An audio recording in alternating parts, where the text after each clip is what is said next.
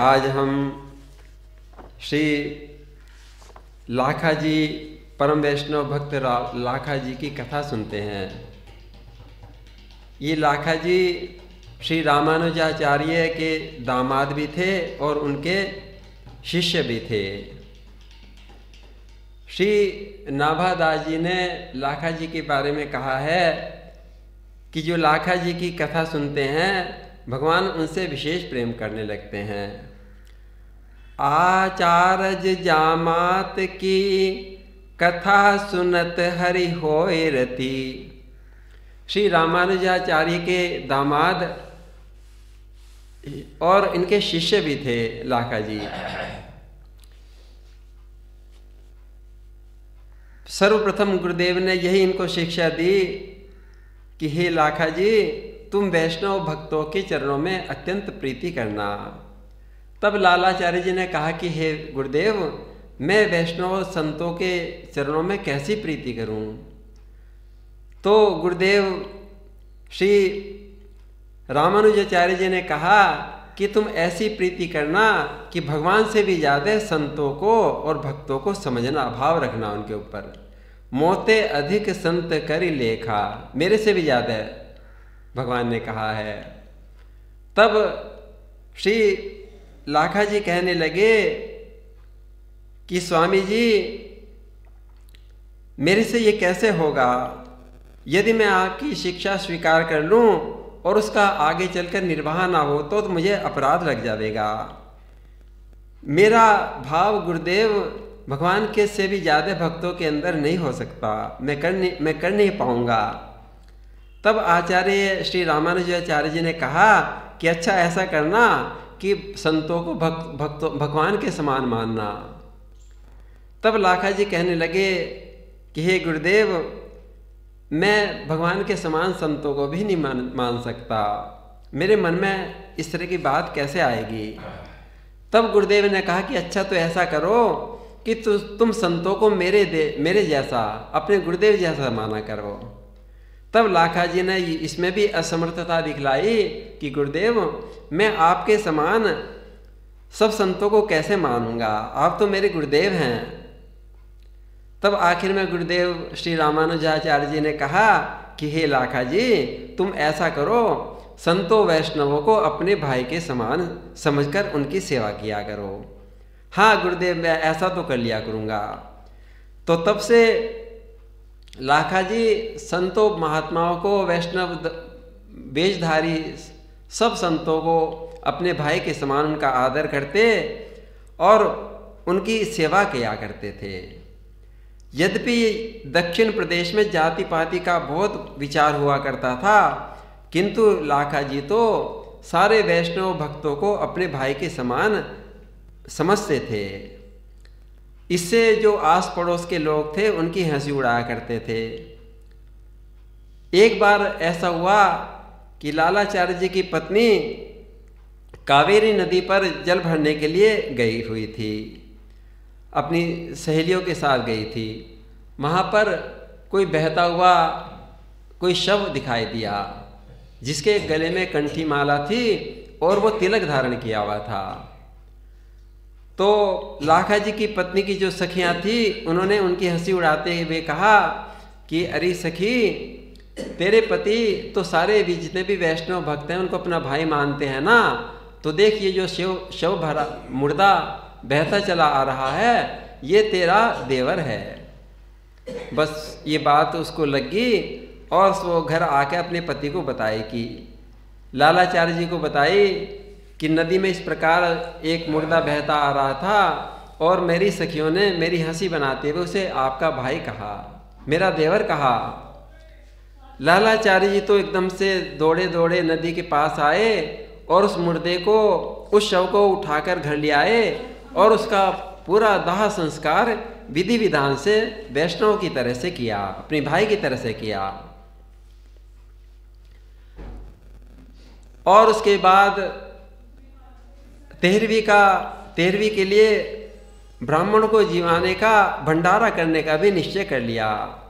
ब्राह्मणों को न्योता दिया गया। सारे ब्राह्मण समय पर इकट्ठे हो गए और कहने लगी कि आज तो लालाचार्य जी के यहाँ खूब चकाचक दावत और दक्षिणा मिलेगी। सारे ब्राह्मण समाज इकट्ठा हो गए, लालाचार्य जी के घर पर आ गए। और तब इनको पता चला कि ये तो जो भंडारा हो रहा है तो ये तो अज्ञात शव का है, कोई बहता हुआ वैष्णव का संत कोई शव आ गया था, तो ये तो उसी का तेरहवीं कर रहे हैं, उसका भंडारा है। सारे ब्राह्मण समाज नाक मुंह सिकोड़ने लगे, कहने लगे मरने पर तो अपने सगे संबंधियों को भी घर से बाहर निकाल दिया जाता है, दाह संस्कार किया जाता है, और यह तो पता नहीं किस जाति का किस गोत्र का कोई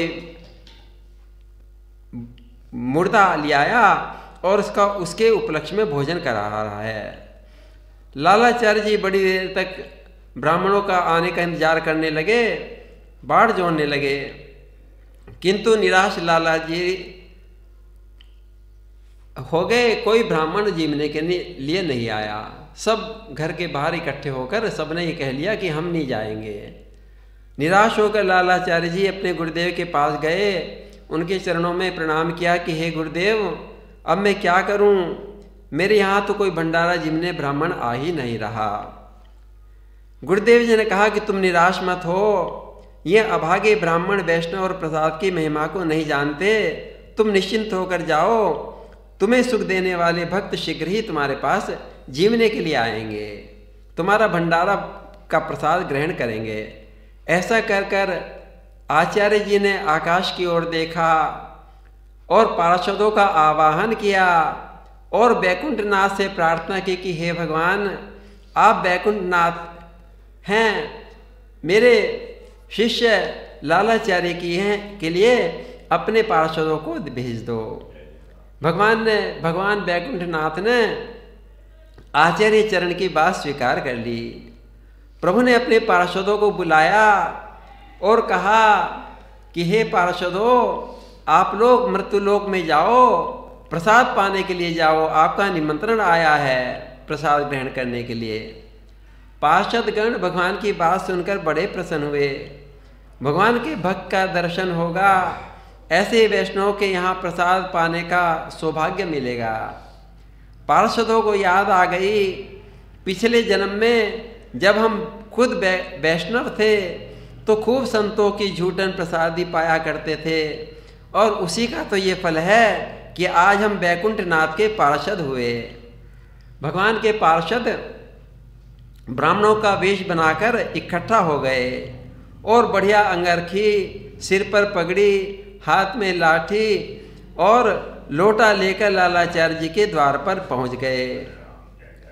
पार्षदों के झुंड पहले से इकट्ठा हुए ब्राह्मणों के निकट से होकर लालाचार्य जी के घर में घुस गए प्रसाद पाने के लिए। अब जो बाहर ब्राह्मण इकट्ठा हो रहे थे, उन्होंने देखा कि ये तो बहुत सारे ब्राह्मण, बड़े तेजस्वी ब्राह्मण अंदर घुसे हैं, ये कहाँ के ब्राह्मण आ गए। फिर सोचा किसी दूसरे गांव के होंगे, चलो अब हम इन्हें नहीं कुछ टोकते, जब ये लौटकर प्रसाद खा के आएंगे तब हम इनकी हंसी उड़ाएंगे। भीतर पहुंचे पार्षदों का दर्शन करके लालाचार्य जी ने उन्हें दंडवत प्रणाम किया। कहने लगे, प्रभु, आपने मुझे अपना दास जानकर आकर बड़ी कृपा की, अब तो पंगत लग गई। सभी पार्षद प्रसाद ग्रहण करने लगे। पार्षदों के प्रसाद में अनुपम स्वाद था, बड़े प्रसन्न हुए। पार्षदों ने जाना कि संतों का कैसा प्रभाव होता है। पार्षद प्रसाद पाके पार्षदगण बड़े प्रसन्न हुए और विदा होने के लिए तैयार हो गए। वहीं आंगन से आकाश मार्ग से होकर बैकुंठ को चले गए। बाहर जो ब्राह्मण समाज लौटने की प्रतीक्षा कर रहा था कि कब प्रसाद पाके आवेंगे और हम उनकी हंसी उड़ावेंगे। मैं किसी अज्ञात आदमी का, वैष्णव का प्रसाद ग्रहण करके आए थे, हम उनकी हंसी उड़ाएंगे। जब उन्हें पता चला कि ये तो आकाश से दिव्य पुरुष आए थे तो उनका सारा अभिमान चला गया। मन में भारी पश्चाताप और दुख हुआ। किंतु पार्षदों के दर्शन करने से उनका हृदय शुद्ध हो गया था। आज लालाचार्य जी के कारण हमें भी भगवान के पार्षदों का दर्शन हो गया। सभी ब्राह्मण लालाचार्य जी के घर जाकर उनके चरणों में गिर पड़े, आंगन की धूल में लौटने लगे, बीन बीन कर पार्षदों का प्रसाद खाने लगे। इस प्रकार लाला जी ने उन सब ब्राह्मणों को वैष्णवी दीक्षा दी और भगवान का वैष्णव भक्त बना लिया। इस घटना से लालाचार्य जी का सुयश और महिमा कई गुना बढ़ गई। बोलिए श्री लालाचार्य जी भक्त की जय। हरे राम राम राम हरे